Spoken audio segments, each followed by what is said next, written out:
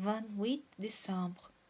Zacharie, chapitre 12, verset 1 à chapitre 13, verset 9. Proclamation. Déclaration de l'Éternel au sujet d'Israël. L'Éternel dit ceci: lui qui a entendu les cieux et posé les fondements de la terre, qui a formé l'esprit humain dans l'homme. De Jérusalem, je vais faire une coupe enivrante pour tout le peuple qui l'entoure. Il en sera de même pour Juda quand on assiégera Jérusalem. Voici, en ce jour-là, je ferai de Jérusalem une très lourde pierre pour tous les autres peuples et quiconque essaiera de la lever de terre en sera tout meurtri. Tous les peuples du monde uniront leurs efforts pour la combattre. En ce jour-là, l'Éternel déclare: je frapperai les chevaux de Provence et les cavaliers de folie. Mais sur le peuple de Juda, je vélerai, alors que je rendrai avec tous les chevaux d'autres peuples. Et les chefs de Juda reconnaîtront alors que pour Jérusalem et pour ceux qui l'habitent, la force est en leur Dieu, le Seigneur des armées célestes. En ce jour-là, je ferai des chefs de Juda un foyer d'incendie dans un tas de bois, une torche enflammée dans un grand tas de foin, et ils consumeront à leur droite et à leur gauche le peuple de l'entour. Et Jérusalem restera installé à sa place.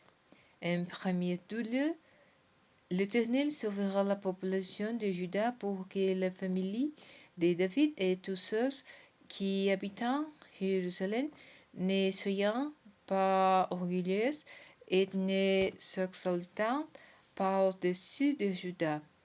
En ce jour-là, l'Éternel défendra la population de Jérusalem.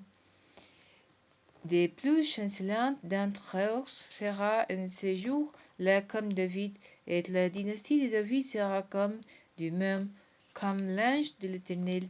Alors, en ce jour-là, j'entreprendrai de détruire toute nation qui viendra pour combattre contre Jérusalem.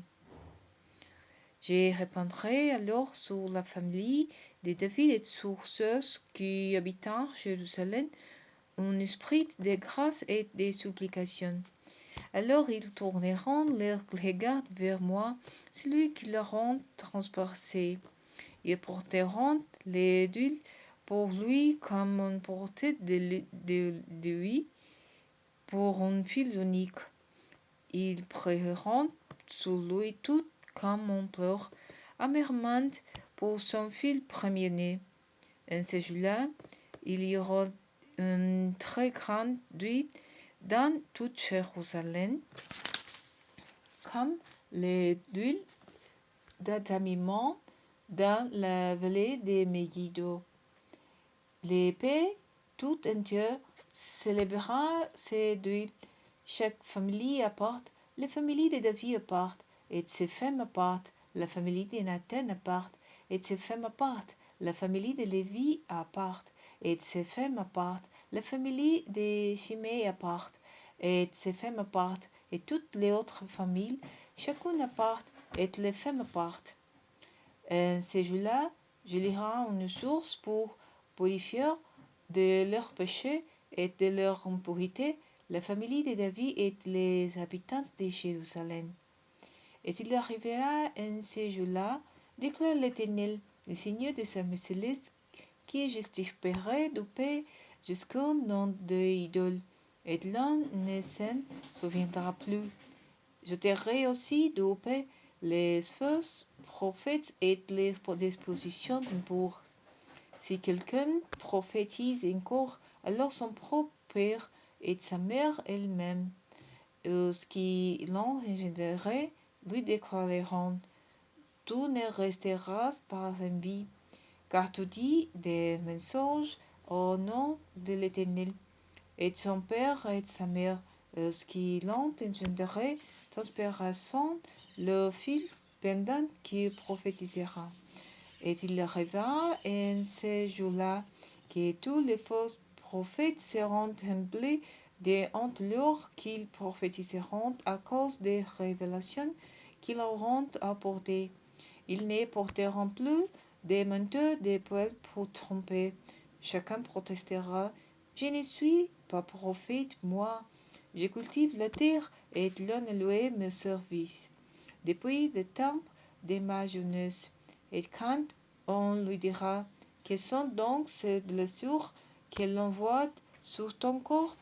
Alors il répondra: c'est la trace des coupes reçues dans la maison de mes amis.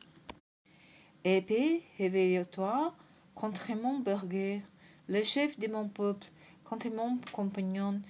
Demande l'Éternel, le Seigneur des armées célestes. Va frapper les bergers, que les brebis soient dispersées. Je porterai la main sur les petits. Alors dans les pays entiers, l'Éternel le déclare, les deux tiers des humains seront exterminés, ils périront. Seul un tiers survivra. Et je ferai passer ces tiers-là par le feu. Oui, je